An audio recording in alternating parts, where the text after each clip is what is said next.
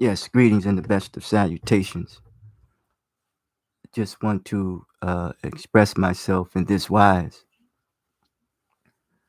Um,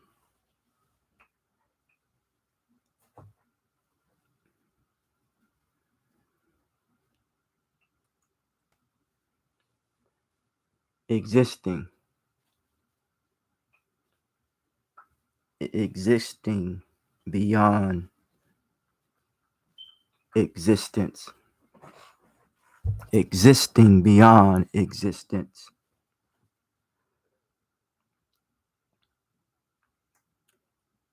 existing. It is defined in instance or operation at the time under consideration. That which is current, that which is current. Existing beyond existence, that which is current, that which is in operation.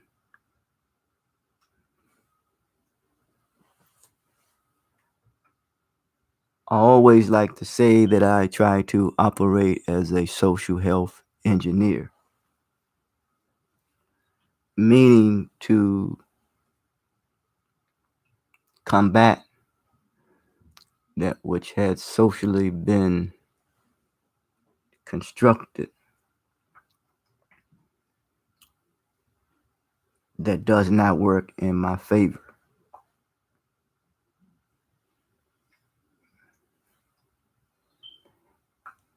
Anything that is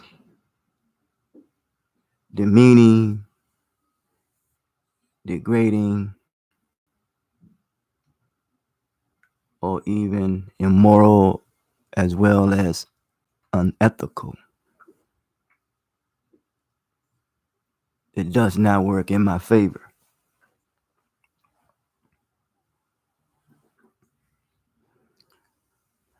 When I look at creation,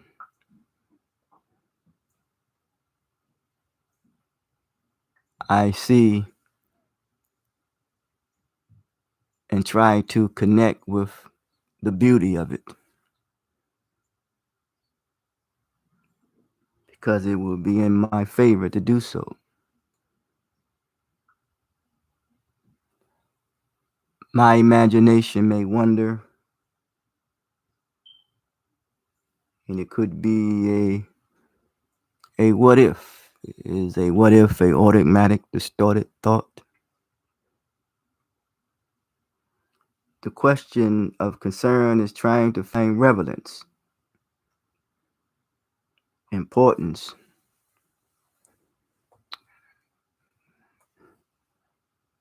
People have need for to be important, to find value in self, but they look at creation. You can look at the creation of a giving birth to a child as relevance, and you want to raise that child in a manner, in a way that that child will grow up to be responsible. So it is relevance and being responsible. It is important to be responsible. We look at the language in which we speak. However, whatever dialect one may be talking, it is a form of expression because it is important to communicate in a dialogue. If we look at the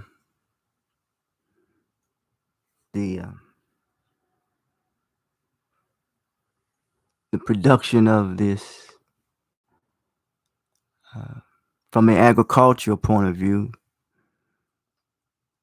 and it produces a crop that's productive, that's relevant. Not to mention the rain that falls from the sky. Everything has purpose, you know.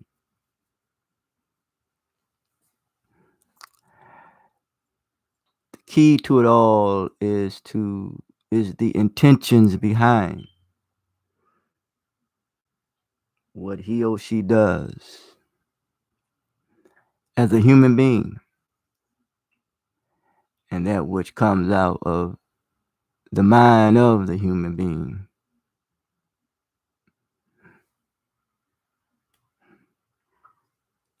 I have come to learn to know that one's knowledge base is it reflects his or her reality.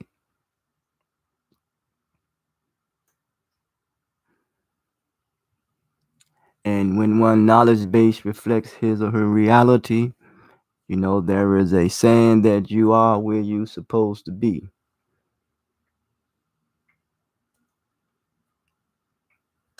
There is a saying, these are proverbial phrases, that intelligence rules the world and ignorance bears the burden. Well, take under consideration that an intelligent person is a considerate person. Intelligent person is a kind person. Intelligent person is an understanding person. Very thoughtful. You know, you can think a thing and don't do it because you're very thoughtful, which means you're very considerate. You're taking under consideration the consequences of your actions. So it is a key that we learn to economize our time because it becomes a waste of time. And when we economize our time, task, effort, time, and energy, and nature, but the time will determine, and how we economize our time will determine how coherent we are, how clear we are in our thinking, existing beyond existence. It seems to be the beginning of the theory of justice,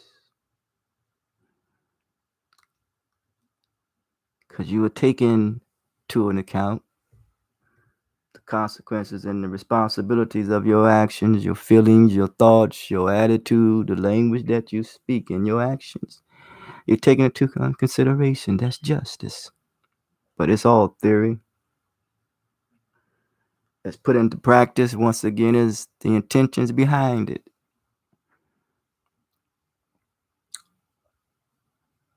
If one is unable to just exist and unable to move beyond just existing, ing is on a continuing basis. It's like you're maintaining. It's like you on a treadmill. You think you're going somewhere, but you're not going anywhere. But, at least in your mind, you think that you're going somewhere, and you become very delusional.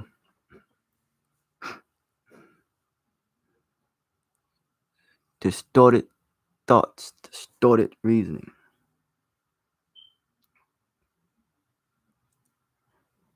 There's another saying that people say: live vicariously through another human being, through another success, you know. And one needs to learn to do his or her best to stand on his own merit, on his own 2 feet. As I stated earlier, that one's knowledge base reflects his or her reality. I had to come to a harsh,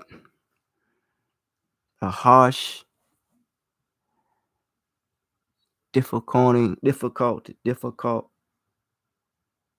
and disappointment reality. That which I profess to know, I do not know. Because my reality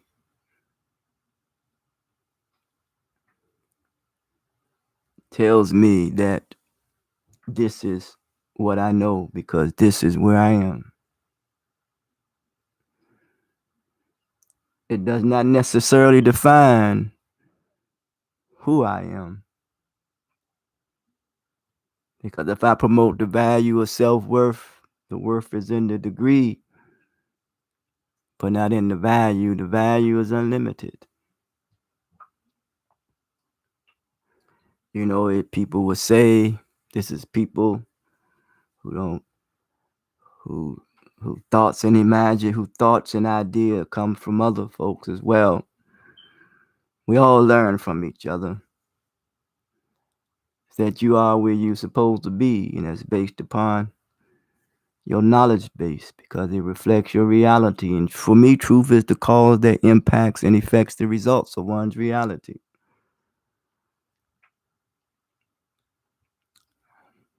One's experience can get the best of him or her, and therefore they can be just existing, not moving beyond the existence. And when you're unable to move beyond just your existence, that's a form of either entrapment or imprisonment, which means you're unable to do anything about it. And when you're unable to do anything about it, it possibly could lead to escapism.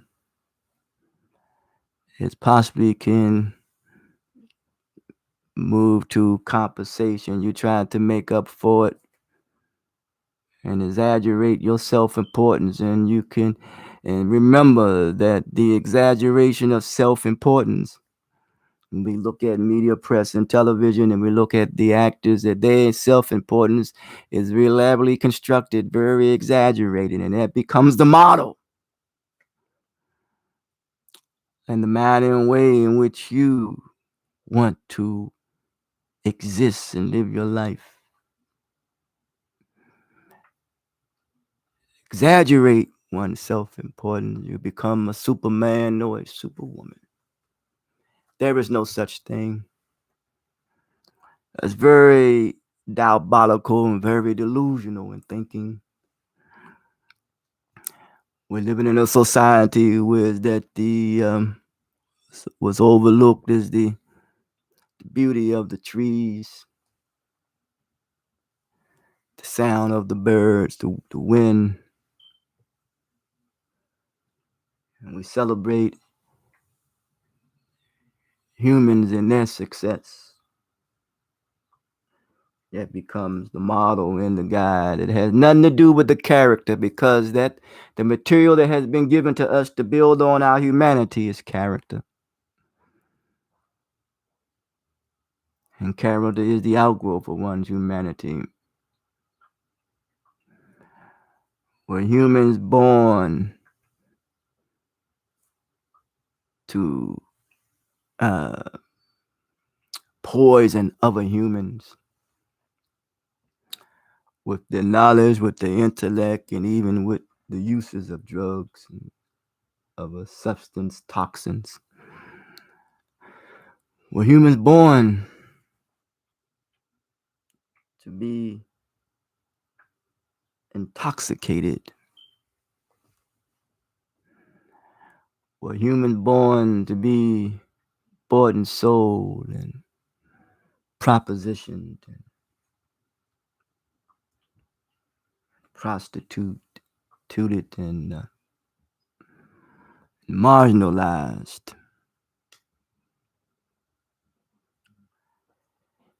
Your existence or humans' existence has become to a point,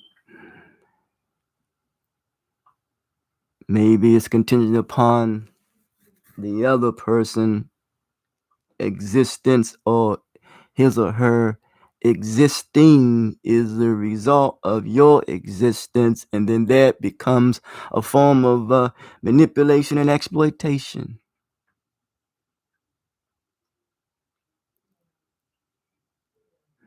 But look at the disparity of those who control the means of productivity: money, wealth, power, greed, corruption, chaos, and confusion. But look at it in the academic world, or look at it in the political world, look at it in the economic world,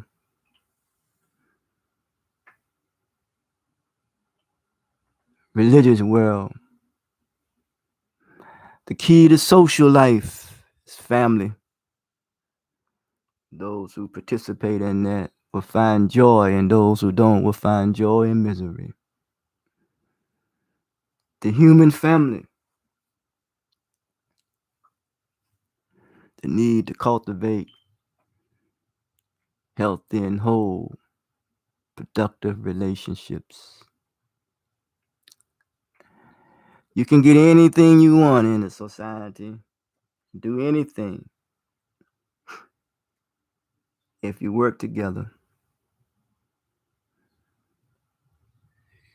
2 or 3 people coming together on the same page with an idea and with a goal, with a mission, with mandate, with purpose, with drive, with determination, with commitment, and with devotion. You can conquer what you will. But it's the intentions behind it of that which we all will be judged. The day of reckoning comes to our accomplishments or failures. There are limitations. And when you exceed those limitations, you will be exposed. So what I'm saying is that we don't see that the humanity that comes out of the mind, the psychology, the collective psychology of one's mentality and imagination that comes out of the minds of people who work together, that has not so good intentions on developing the intellect for the betterment of humanity, all humanity. It's putting humanity at odds with one another. Comes to race, class, gender, religion, politics, economic, education, and religion. That they are and have been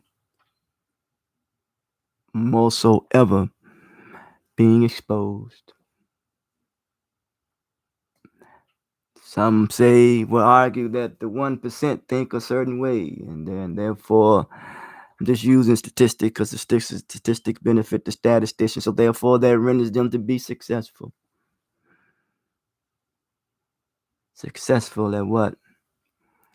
Upholding and maintaining the sickness of thinking that because my success is contingent upon, or my success is contingent upon the material that I have acquired and the fanfare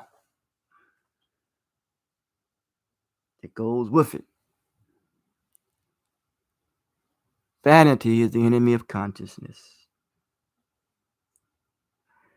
because nature comes to awaken one's conscious and makes one to become responsible, and therefore your conscious become your guide. No one likes to live in abject poverty. No one wants to be without a shelter when the earth itself is a shelter. No one likes to live an indecent, a despicable, degrading life. No one was born that way. By nature, the behavior is learned, and somehow or another, many have become accustomed to living a certain way. May we bridge the gap in understanding that there is a new refining and a new redefining of this learning environment called Earth, the universe. It's calling. It's calling us to see. If we don't realize that that which is killing us is not only the wrong type of education, is resisting to change. A paradigm shift. Nature teaches us that seasons change. The bottom rail becomes the top rail. There is a change. When you go to the store, you purchase something you want to change. You want change. You want your change back. Change is a product of human effort and that must be synthesized unto a useful purpose. No need to misuse nor abuse one another. No need to continue to live in the now.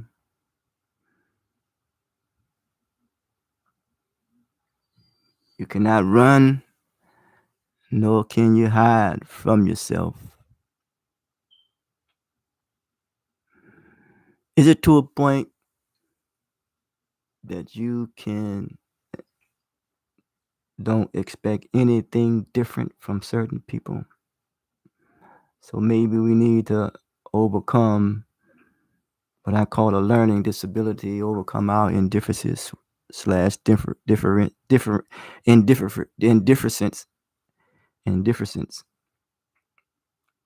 being indifferent. And therefore our focus would change.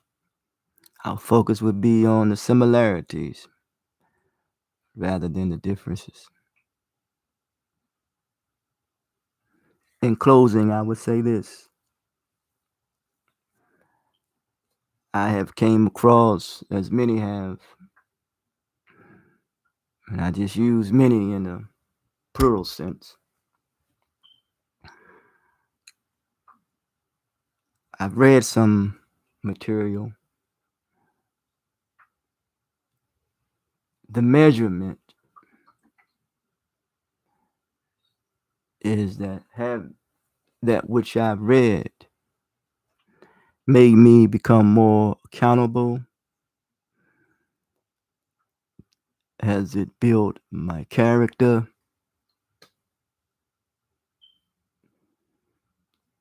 Has it made me to become more prudent? To become more disciplined? To become more committed, more determined, and more focused on just existing? and not being able to move beyond existence? If so, there's a teaching about a donkey. And we know that a donkey is considered to be a jackass. It's a hybrid animal. Has big ears, but not listening. It can be very stubborn at times and very obstinate. So have life experiences when it comes to my knowledge base foundation, which reflects my reality.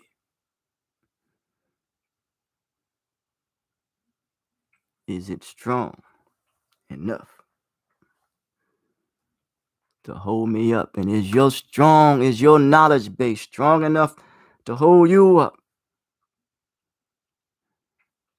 and to push you through times of testing? The test is designed to see how you process information in times of testing. The feet must be strong. The foundation must be strong. When it is strong, it will be unmovable. It will be unshakable. You will be more determined. Not only to stand firm, but to keep on moving. And you will move beyond existing just to exist. Until next time, Redmond Martin Kevin, teachers of teachers, preachers of preachers. Reverence from the heart, from the womb that gave each and every one of us birth, redemption power. Common Humanity Mission always say give to the gift of social literacy. Mandated to cultivate the potential of knowledge that is in us all. Motto is communicate through 5 channels of communication. Through understanding, tolerance, temperance/temperament, confidence, and respect.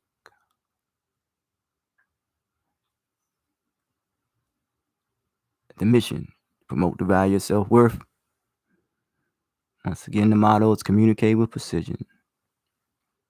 Clearer image through the world. Until next time, talk to you.